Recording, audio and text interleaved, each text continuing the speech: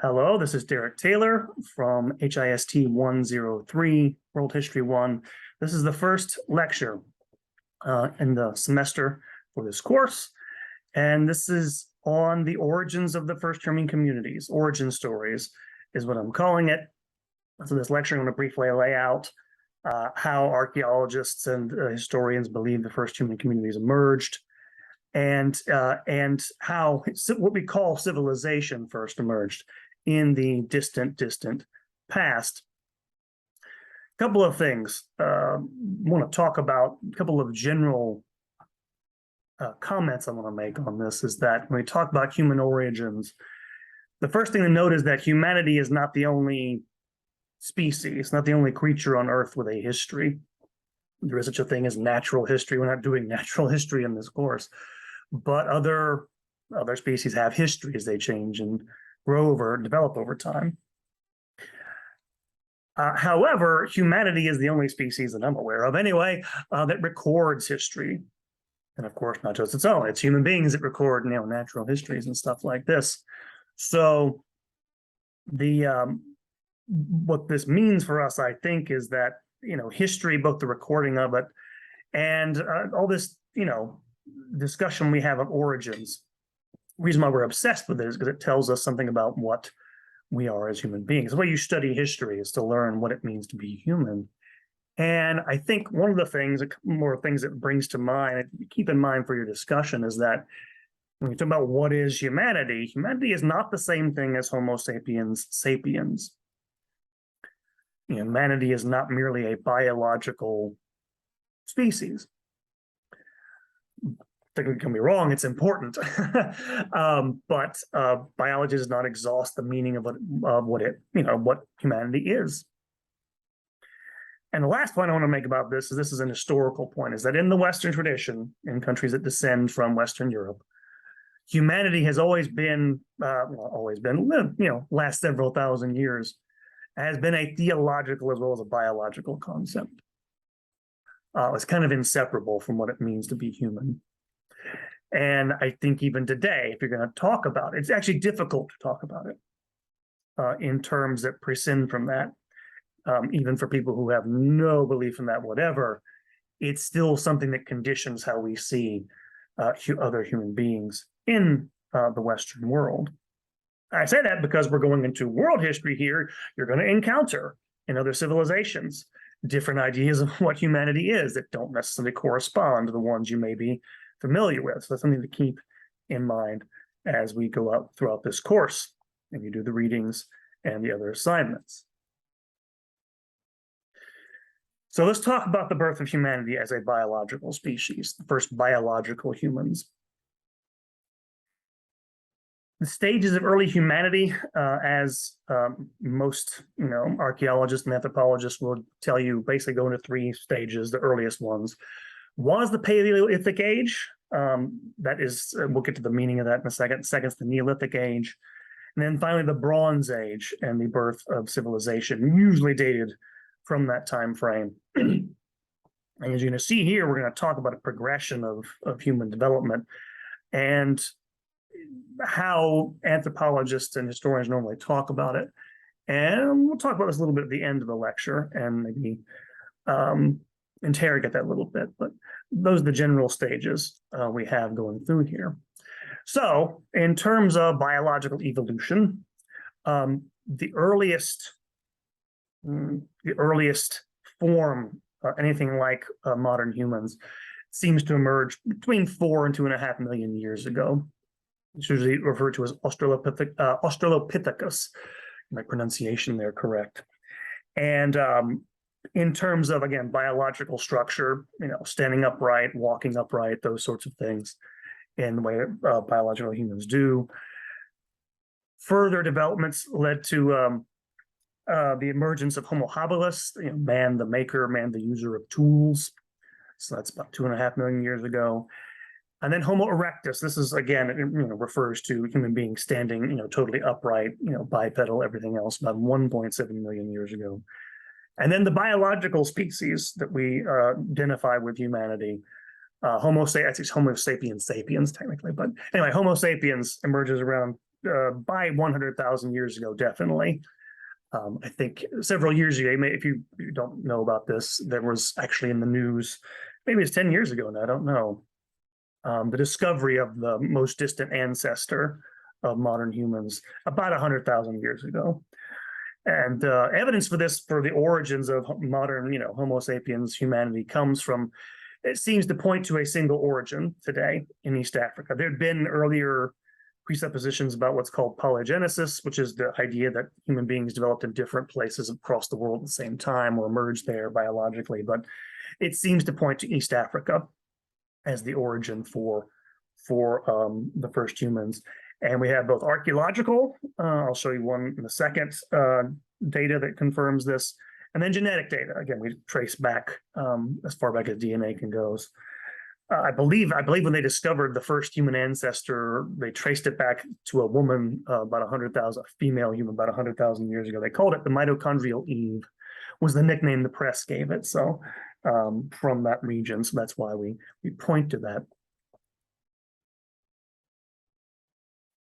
And here's just a part of that evidence, by the way. This is a set of footprints. You can kind of see them there, the tracks. This is from a plain in the part of East Africa, a place called Laetoli. And it was discovered in the 1970s by the anthropologist Mary Leakey and her team.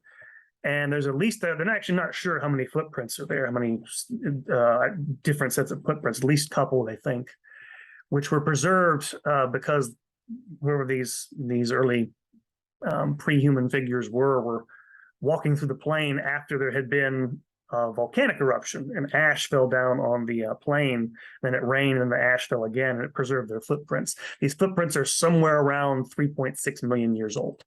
I think this is the earliest, again, as far as they could find evidence for it, for something like, most distant biological ancestors of humanity. But it's after about the year, but it's a little later that you get what people usually start as the origins of the first human communities in the Paleolithic age. So it encompasses the end of this period. Means old stone, does Paleolithic, dates from about roughly 1 million years ago down to 10,000 BC.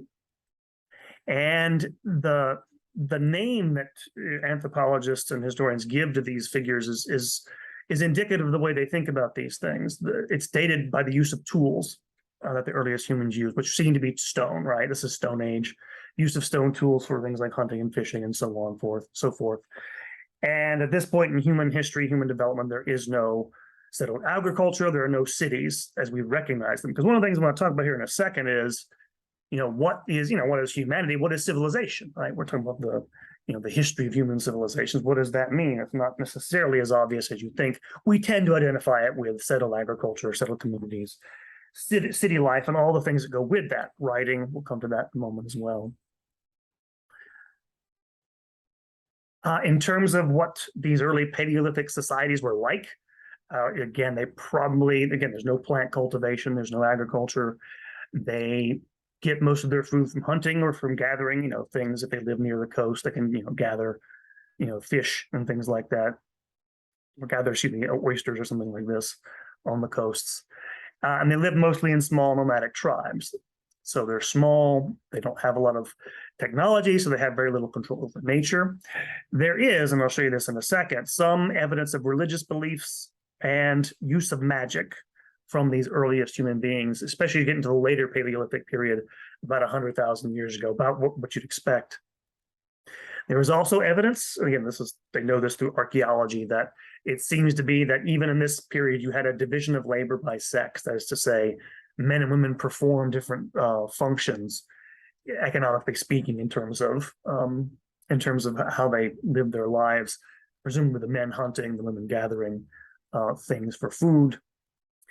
And you do have some technological advances by the end of this period. You're going to have, the earliest thing probably was fire, but you have toward the end of this period, you're talking about evidence for things like weaving cloth. Again, what it means to be human, right? They're already developing clothes. Famously, you don't know if you probably know who Mark Twain is, right? He's from Missouri. Famously said that the clothes make the man. Naked people have little or no influence in society. So they probably wore, maybe like something like skins or something before that. But the invention of something like we identify with clothing goes back that far, about 25,000 years ago. Now, in terms of how modern biological humans populate the Earth, the best estimate today is they moved out of Africa, East Africa, about 120,000 years ago into Eurasia and spread out from there to the rest of the world. Homo sapiens reaches Australia 50,000 years ago, reaches New Guinea by 35,000 years ago, probably using going on the coast or using boats, by the way. They're developing that technology. And eventually, again, this is the best estimate to date, they cross the land bridge. Remember that during the Ice Age, in that time frame when it was easier to walk across, they crossed from Asia to North America about 14 to 15,000 years ago. There are some scholars who think they did that earlier, but it's not quite clear. That's a minority opinion. One of the things to note about this is that in this last time frame, from about that should be a go in the lecture slide there. You had another pre-human species of Homo erectus called Neanderthals, because of the place in Germany where they were originally discovered, their remains. And they inhabit Europe and Asia at the same time that Homo sapiens does. And they interact with that should be interact with Homo sapiens, I apologize. Interact with Homo sapiens from about 70,000 years ago. However, by the time you get to about 30,000 BC, basically there's no more evidence that we can find of these Neanderthals. We're not sure if they lost out because they weren't as effective at using resources as Homo sapiens. We know today that Neanderthals had a brain size about the same as Homo sapiens. They had tools. I'll show you in a moment. They had some evidence of abstract thinking, but they disappear. Perhaps, by the way, it's possible they could have been wiped out by warfare or something like that. So all those things are possibilities for that displacement. So the human migration leads to the spread of Homo sapiens. And just to give you, again, an example of that, Neanderthals, this is, I believe, they found others, but they found cave paintings that were clearly done by Neanderthal, Homo erectus, the species of Homo erectus. And this is Neanderthal. You can't really see the cave painting that well on the left. They give you a drawing on the right. It's found in Spain, goes back about 65,000 years ago. Dating is kind of not precise, but that, again, some obvious, drawing of an animal there. So some capability of abstract reflection on the natural world. And yet it's Homo sapiens who spreads out. You can see here the spread among humanity into the rest of the world. You have the dates there. You can see it decently well. Starts in East Africa. And these are all conjectural dates that aren't totally exact, but from when and where they went. You can kind of see, if you can see it way up there, some of the names for where the first evidence for these modern humans came into these areas. And again, you have major sites. You can see the key down there from about 50,000 years onward. And then they spread into all these other places.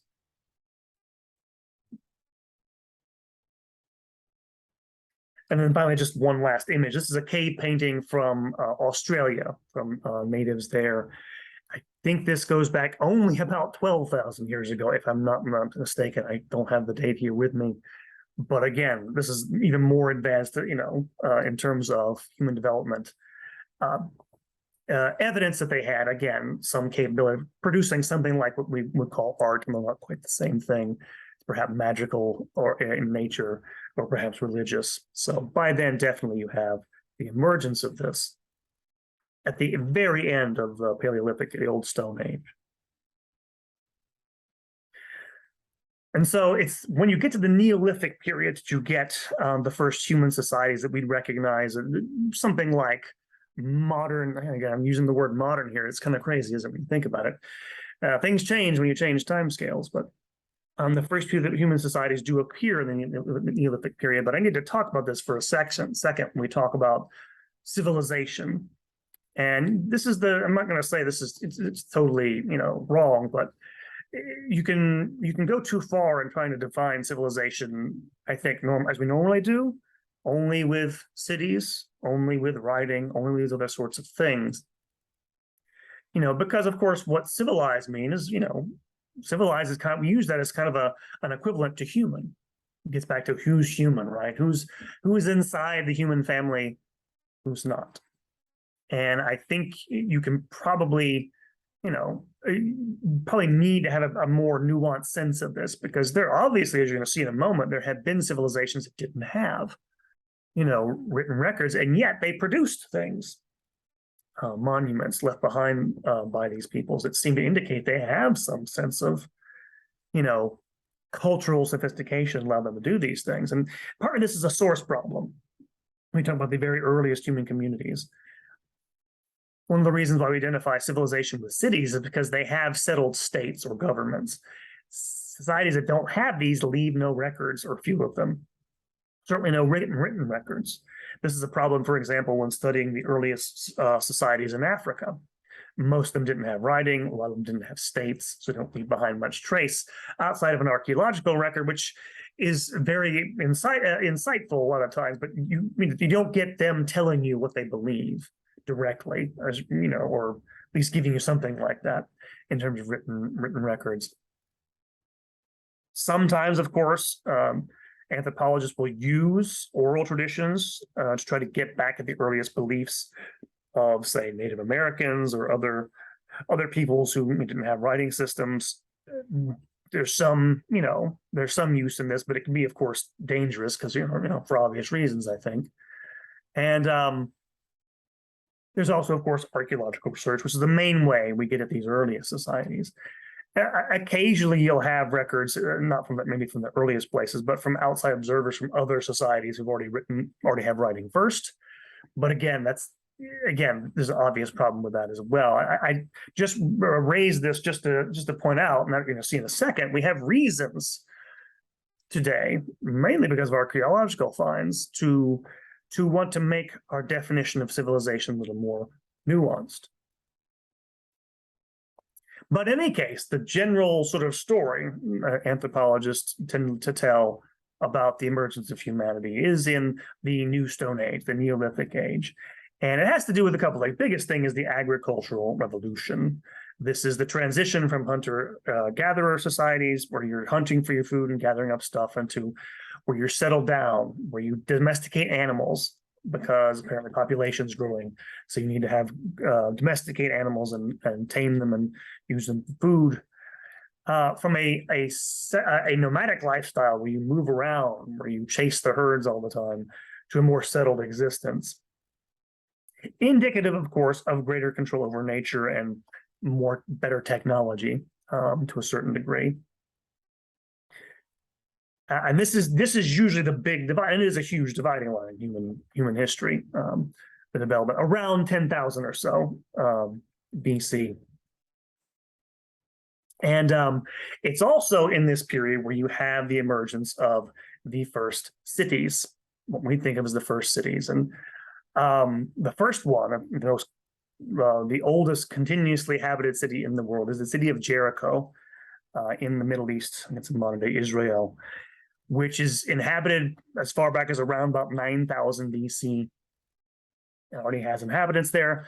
By 8,000 BC, you already have what is the world's first walled city. They have a stone wall. I think the best estimate is it had about 2,000 or 3,000 inhabitants.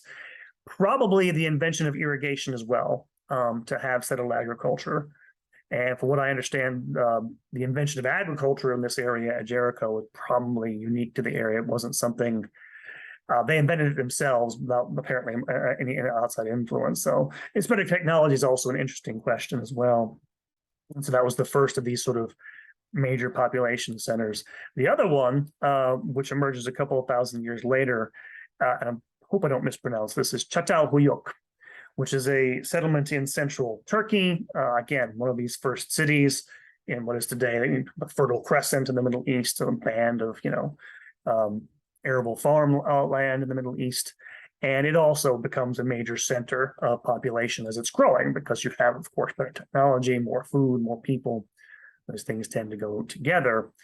And what brings us into the first, again, what we normally traditionally think of as, civilizations, is a further invention toward the end of the Neolithic period, usually dates the end of it, which is the invention of bronze, which is produced by the smelting of copper with other metals, the beginning of metallurgy, the first use of metals for technological purposes. It's also in starting around 3500 BC or so that the first written records appear. So you have people being able to directly tell you, not always, but they write down parts of their civilization. So that's where you get this cutoff date from. And here's just a couple of images. The one on the left of, I believe that's a recent photo of the archaeological site of ancient Jericho, how far it goes back. And then you have a reconstruction on the right hand side there, which shows you again, it had walls. And of course, this is the Jericho of biblical fame. Again, the stories, other sorts of things. Walled. It's interesting, by the way, talk about a walled city. For a long time in human history, that was a redundant phrase, because pretty much all cities in the ancient world had walled cities for a reason, because they needed them. And so, again, to think about history is to think about change. And we don't define cities that way anymore, thankfully. But that was one of the first, was one of the things that marks this transition to what we think of civilization. And this is a modern reconstruction of what Çatalhöyük might have looked like, just a representation of some buildings it may have had there, and all the things that came about because of the growth of population, settler agriculture, and all the things that we generally tend to think about when we think about human origins, the origins of human society, and therefore of human history. Again, that's the other thing about history, is that we generally have tended to traditionally, think of it in terms of written records. History is a human thing. It's about human beliefs, human culture. You need to have written records to have history.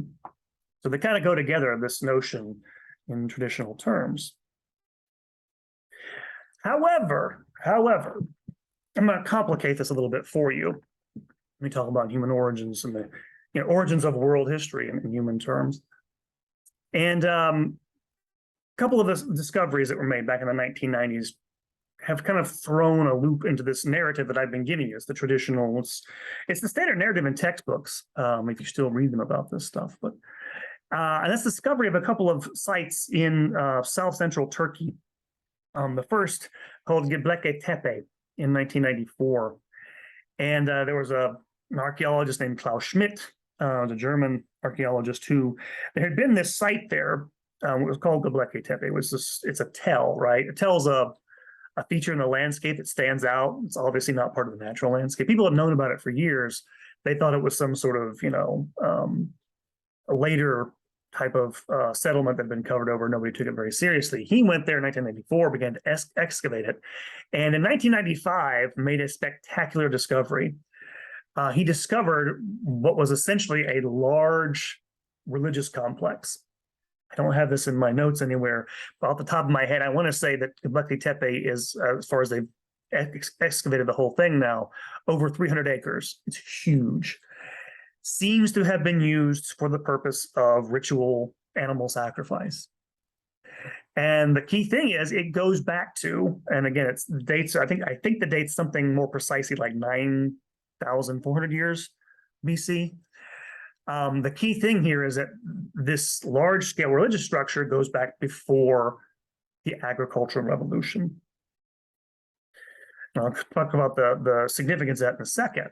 But it was such a spectacular find. Klaus Schmidt, you'll read about this. The readings for this week, for this module, are about this discovery and what it means. And he gave an interview. He kind of got carried away when he was talking about Göbekli Tepe and referred to it as the Garden of Eden. Now, he meant this metaphorically, but he got in a lot of trouble for saying it, because it's the first known large-scale religious structure. Again, way before, before the beginning of the first cities, like Jericho. A couple of years later, there was a nearby site, which was they began to excavate, called Karahan Tepe in 1997. And a few years ago, they made this, and it goes back to, you see the dates there, around almost 11,500 years BC. Ancient. And it's also larger than Göbekli Tepe, but it's even more amazing than this because they have discovered, and again, you'll read this in the stuff I give you for this week, it contains large megalithic structures. That is, say, large stone structures like, Stonehenge, which was made thousands of years later. And again, by people, and this is again, it's even, they're still excavating it, I should say. And these are spectacular finds. Why? Well, this is the reason why. The reason why is that in this older view of the origins of humanity, you have the basic structure goes, okay, man's this biological creature. He learns to have control over his environment. He invents technology. It's technological changes that drive the creation of the first human societies, human civilizations. And it's thought that only after that happens do you have something like organized religion. In other words, religion, belief, it's an outcome of material changes. The big story here is that the discovery of Göbekli Tepe and Karahan Tepe suggests that the emergence of organized religion preceded these changes. May have, in this instance, may have actually driven the origins of human civilization itself. And so that's the implication that social or cultural changes, or even say religious changes, preceded material ones. I say this because if you haven't noticed, this origin story that sometimes gets told is kind of materialistic. But, is man primarily a tool maker, or is he a symbol maker? Is he a meaning maker? Is he someone who discovers meaning in the world? These are spectacular finds. They're just beginning to sort of change people's views on this. Things don't change very quickly. Most textbooks I read about this stuff don't really reflect these findings, but they're kind of amazing, obviously. And so that's why I wanted to have you read a couple of, they're non-academic articles, they're popular journalistic articles on these discoveries, because they're very fascinating in that regard. And it complicates, as I said before, the narrative about the origins of humanity, even in a material, a secular sense, if you want to put it that in that way. And so I'd share that with you guys. I'm going to mention one last sort of origin story. It's a very different one, kind of dark, but I'll do it in a minute anyway. Here, just to begin, here is the picture, an aerial view of Göbekli Tepe. You can kind of see how big it is, how well laid out it is. Again, this is the actual excavation site, but still massive complex that was used. It's now a UNESCO World Heritage Site. It's almost kind of like a tourist site down there you read that in the article I give you to read. But it's a massive, massive complex. And then another picture, I couldn't find a good aerial photo. So this is a picture of those megaliths, the big structures at Karahan Tepe. Really amazing stuff in terms of, again, what's amazing about this, these people don't seem to have had any writing. And you'll see pictures in the articles I give you of how they have these magnificent carvings, these very skilled, like detailed depictions of animals and other things. These massive sites, all without the use of human of writing, or what we consider to be civilization. In the service, again, and by the way, we know these are religious sites because there are thousands of animal bones there. So they were presumably sacrificed. So it was used for those purposes. Now, finally, I'll mention this. I'm going to throw this in here. Maybe I shouldn't, but I think it's an interesting, I don't know if I agree with it, but it's an interesting, fascinating theory. There's one other idea, one other origin story I wanted to mention. And that's the idea of the literary critic and anthropologist René Girard. He's a French thinker, died in 2015. He was a guy who he started out life again as a literary critic. He wrote books on the Russian novelist Fyodor Dostoevsky. Had a couple of big ideas he was famous for. I won't give you the other one, but the one big one he became famous for. He got interested in myth, interested in human mythology and stuff like this, and turned to that later on.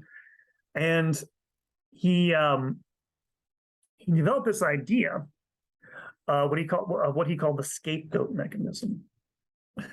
And he's, I don't mean anything by this, but I don't mean to be chauvinistic or nationalistic, but he's French. The French love big, unprovable theories.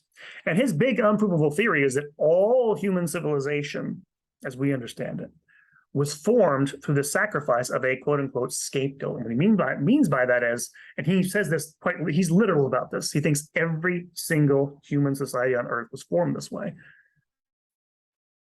I think what happens in these very earliest human communities, according to Girard, is that there was a crisis, some sort of crisis, a lack of food, something like this, which led to divisions within the community, the human community.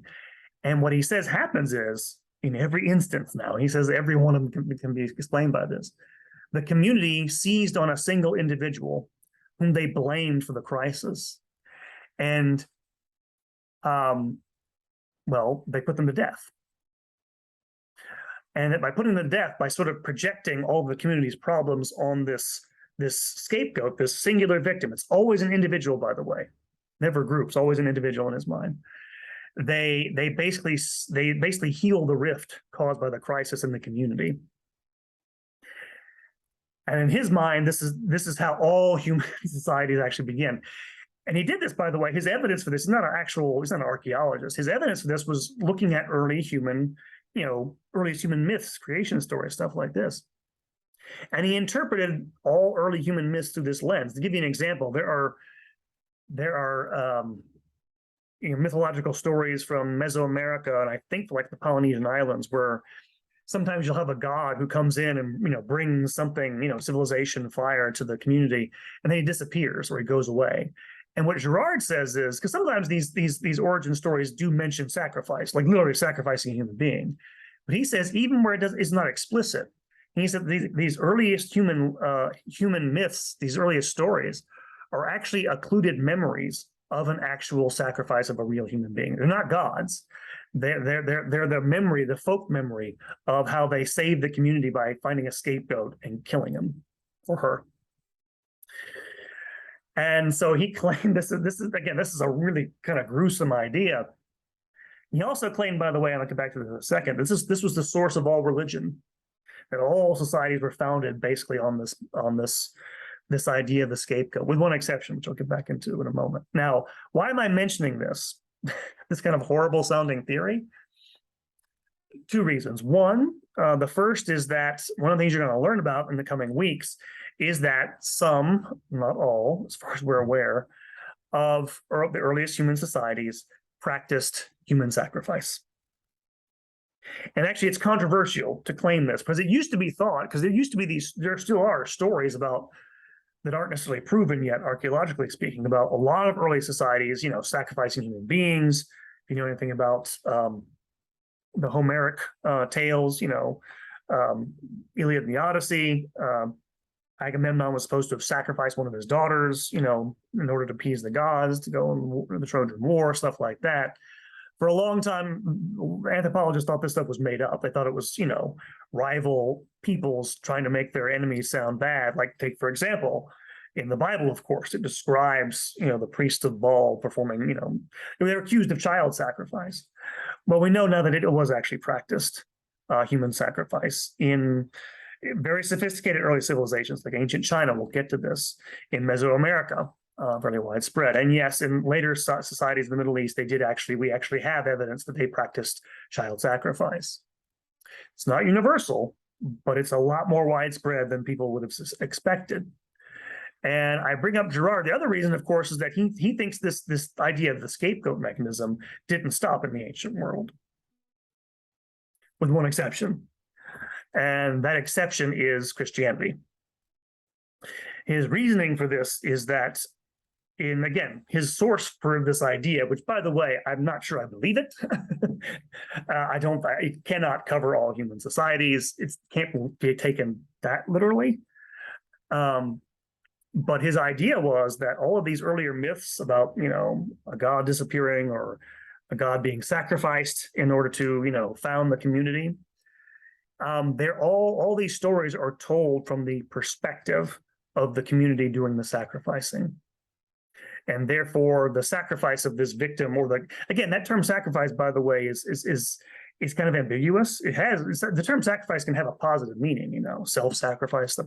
People have criticized Girard for that. Well, it's an easy idea to criticize. I should point that out. But his idea was that all these early stories about this, what he calls the scapegoat mechanism, were told from the perspective of the community doing the sacrificing.